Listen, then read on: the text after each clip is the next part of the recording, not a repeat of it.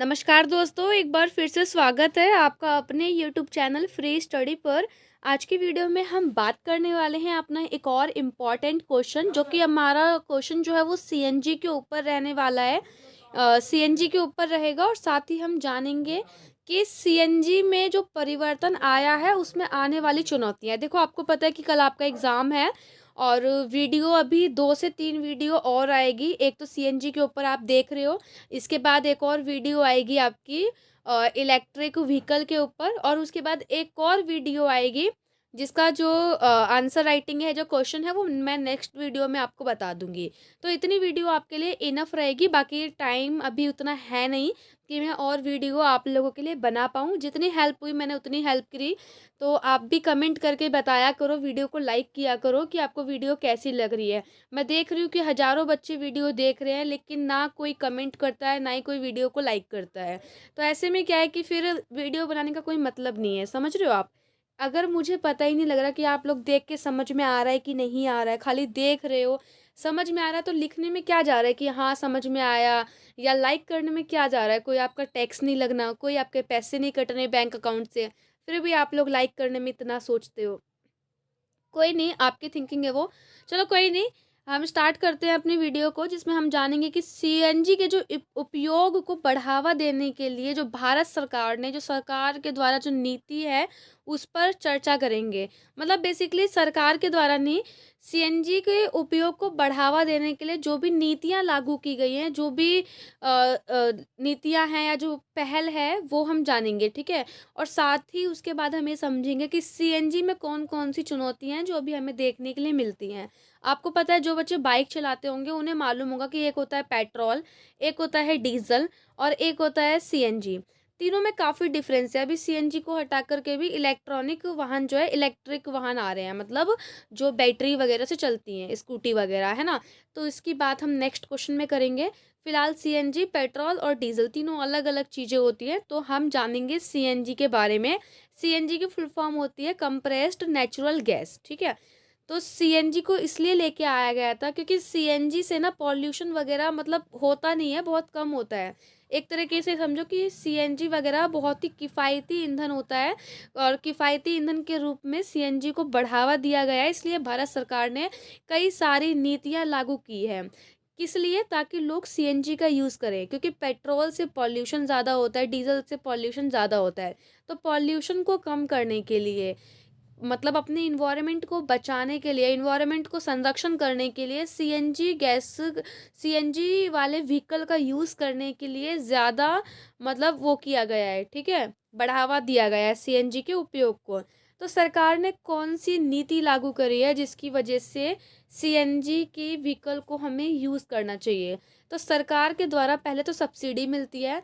जो भी सीएनजी वाहनों को खरीदता है उसको सब्सिडी दी जाती है, ताकि लोग इनकी ओर आकर्षित हो और वो पेट्रोल या डीजल वाले व्हीकल के बजाय ऐसे मतलब इसको खरीदें जिससे उनको ये लगे कि चलो भाई, मेरे को तो मैं ये वाली बाइक खरीद लेता हूँ या ये वाला व्हीकल ले लेता हूँ। इस व्हीकल में क्या है कि मतलब सीएनजी का यूज़ होगा, और सीएनजी में मुझे क्या है कि सरकार की साइड से सब्सिडी मिल रही है। तो इससे क्या है कि लोग उसकी तरफ अट्रैक्टिव होते हैं, और सीएनजी वाहनों की कीमत जो है वो कम होती है, और लोग इन्हें खरीदने के लिए प्रेरित भी होते हैं। तो पहला, सरकार के द्वारा सब्सिडी की सुविधा दी गई है ताकि लोग सीएनजी वाले व्हीकल को यूज़ करें या सीएनजी का यूज़ करें, ठीक है। दूसरा है ईंधन की उपलब्धता। देश में सीएनजी स्टेशनों का नेटवर्क जो है वो तेजी से बढ़ रहा है। सरकार क्या कर रही है कि सीएनजी के जो स्टेशन होते हैं, लाइक जैसे पेट्रोल पंप होते हैं ना, ऐसे सीएनजी के जो स्टेशन होते हैं उसे हर जगह उपलब्ध करा रही है, ताकि लोग सीएनजी वाली चीज़ों को ही यूज़ करें, ठीक है। वे अपने वाहनों में सीएनजी का उपयोग करें। क्यों? क्योंकि उनको ईंधन जो है वो आसानी से उपलब्ध हो जाएगा, सीएनजी जो है वो आसानी से उपलब्ध हो जाएगी, प्लस में सब्सिडी मिल रही है, तो लोग सीएनजी वाले व्हीकल का ज़्यादा यूज़ करेंगे। उसके अलावा पर्यावरण लाभों पर भी सरकार जोर देती है और बोलती है कि हमें जो है वो सीएनजी वाले व्हीकल का यूज़ करना चाहिए, क्योंकि उससे पेट्रोल और डीजल की तुलना में प्रदूषण जो है वो कम होता है, जिससे जो पढ़े लिखे लोग हैं, जो एजुकेटेड लोग हैं, वो भी सीएनजी वाले व्हीकल का यूज़ करते हैं और सीएनजी वाले व्हीकल को यूज़ करने के लिए प्रेरित होते हैं। सरकार ने भी सीएनजी के पर्यावरणीय लाभों पर जोर दिया है। तो सरकार ने पहला क्या किया कि सीएनजी वाले व्हीकल पर सब्सिडी दी, सीएनजी को हर जगह आसानी से उपलब्ध हो जाए, लोगों को इजी तरीके से मतलब जल्दी मिल जाए, वो करा। और उसके अलावा उन्होंने मतलब ये जो है मतलब पर्यावरणीय लाभों को बताया कि इससे क्या है कि बहुत सारे बेनिफिट मिलते हैं हमारे इन्वायरमेंट को। और सार्वजनिक परिवहन में सीएनजी, कई शहरों में बसों और ऑटो रिक्शाओं को सीएनजी पर चलाने के लिए प्रोत्साहित किया है। इससे सार्वजनिक परिवहन को स्वच्छ और किफ़ायती बनाया जा सकता है। इससे क्या होगा कि मतलब वही चीज़ है कि पॉल्यूशन वगैरह कम होगा। ऑटो रिक्शे वालों को, बसों वालों को काफ़ी प्रोत्साहन किया है कि तो आप लोग भी जो है ना सीएनजी वाले व्हीकल का यूज़ करो पेट्रोल और डीजल की बजाय, ठीक है, क्योंकि सरकार भी चाहती है कि कहीं ना कहीं पॉल्यूशन कम हो। उसके अलावा उन्होंने टैक्स पर भी छूट दी है। जैसे आपने देखा होगा कि हम लोग रोड पे जाते हैं, हाईवे पे टोल टैक्स मिलता है। तो जो टोल होता है ना, आपने देखा होगा चाहे 2 व्हीलर हो, चाहे 3 व्हीलर हो, चाहे 4 व्हीलर हो, कोई भी गाड़ी अगर वहाँ से निकल रही है, चाहे 6 व्हीलर हो, कोई भी ट्रक, टेम्पू, गाड़ी कोई भी वहाँ से निकलती है टोल टैक्स से, तो उसे टोल टैक्स देना पड़ता है, जिसे हम रोड टैक्स कहते हैं, है ना। तो सरकार ने सब्सिडी के साथ साथ टैक्स में भी छूट दी है कि जो सीएनजी वाले व्हीकल अगर निकलते हैं वहाँ से, तो उनको जो है वो मतलब जो टैक्स है वो कम देना पड़ता है, ठीक है। तो वही लिखा है कि सीएनजी वाहनों पर कई तरह की कर छूट दी जाती है, जैसे कि रोड टैक्स में छूट। इससे सीएनजी वाहनों की कुल लागत कम होती है। मान लो 2 व्हीलर एक निकल रही है जो सीएनजी से चलती है, और एक 2 व्हीलर निकल रही है जो पेट्रोल से चलती है। मैं एग्जांपल दे रही हूँ, देखो मुझे रोड टैक्स का उतना नॉलेज नहीं है तो कमेंट मत करना। जैसे एक बच्चे ने कमेंट किया कि मैम डायनासोर गांव में देखने के लिए कहाँ मिलता है, तो उस वीडियो में मैं आपको बेसिकली बता रही थी कि गांव में हमें जो पेड़ पौधे हैं या जो जानवर है वो आसानी से देखने के लिए मिल जाते हैं, और डायनासोर वगैरह की जो प्रजाति है वो बिल्कुल ख़त्म हो चुकी है।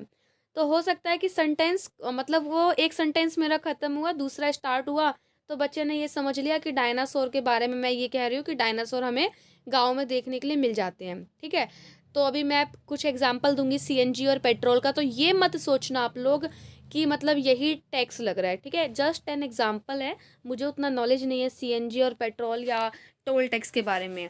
तो मान लो एक जगह से, एक हाईवे से एक सीएनजी वाली 2 व्हीलर निकल रही है, एक पेट्रोल वाली। अगर सीएनजी वाले से 100 रुपये लिए जा रहे हैं तो पेट्रोल वाले से 150 रुपये लिए जाते हैं, ठीक है। या अगर पेट्रोल वाले से 100 रुपये ले रहे हैं ना, तो सीएनजी वाले से टोल टैक्स जो है वो 50 रुपये लिया जाता है।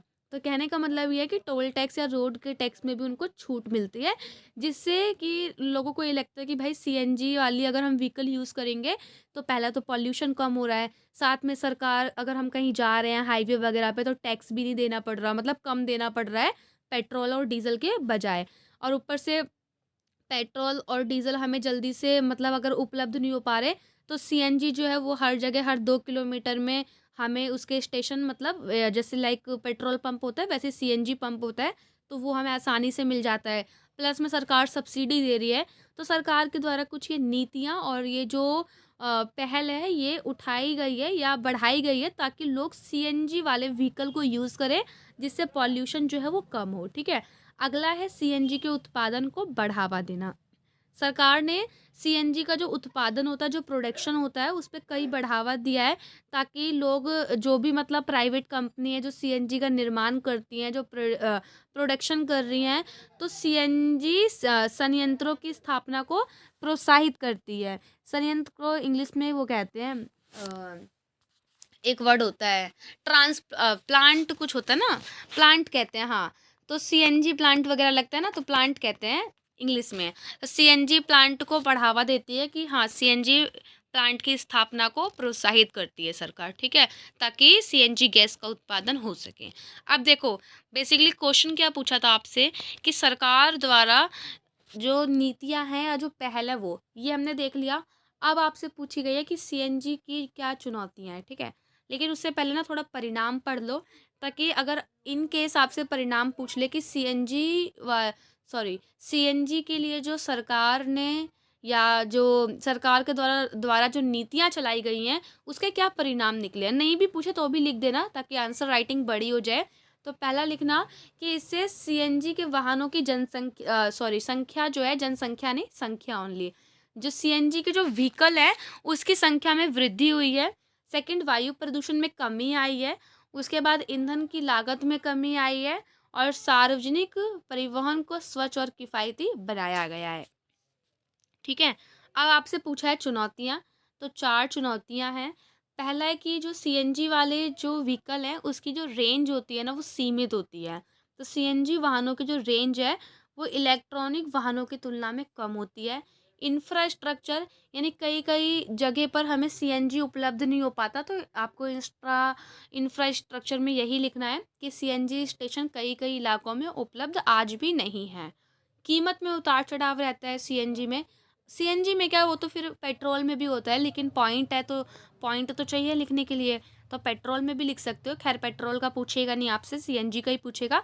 तो सीएनजी की कीमत में उतार चढ़ाव, जो मतलब प्राइस वगैरह जो है समय के अनुसार बदलती रहती है। और ठंड के मौसम में प्रदर्शन जो है ना, यानी परफॉर्मेंस जो है सीएनजी की कम देखने के लिए मिलती है। जो बच्चा बाइक वगैरह या जो सीएनजी के व्हीकल यूज़ करता होगा उसे ज़्यादा नॉलेज होगी इसके बारे में। तो सीएनजी के बारे में जो आपको मतलब बेसिकली लो पॉइंट पता हो वो आपको लिखना है। पहला जो है सीमित रेंज, यानी एक लिमिटेड रेंज तक ही आप सीएनजी का यूज़ कर सकते हो या सीएनजी वाली गाड़ी का। इंफ्रास्ट्रक्चर लिख सकते हो कि कहीं कहीं पर सीएनजी का स्टेशन जो है वो आज भी उपलब्ध नहीं है। कीमत में भी उतार चढ़ाव हमें देखने के लिए मिलता है। और ठंड के मौसम में प्रदर्शन जो है, परफॉर्मेंस जो है सीएनजी की लो रहती है। ठीक है। तो आशा करती हूँ ये क्वेश्चन आपको क्लियर हुआ होगा, समझ में आया होगा।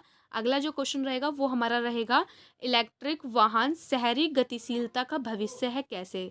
अच्छा, मैं आपको एक बात बताती हूँ।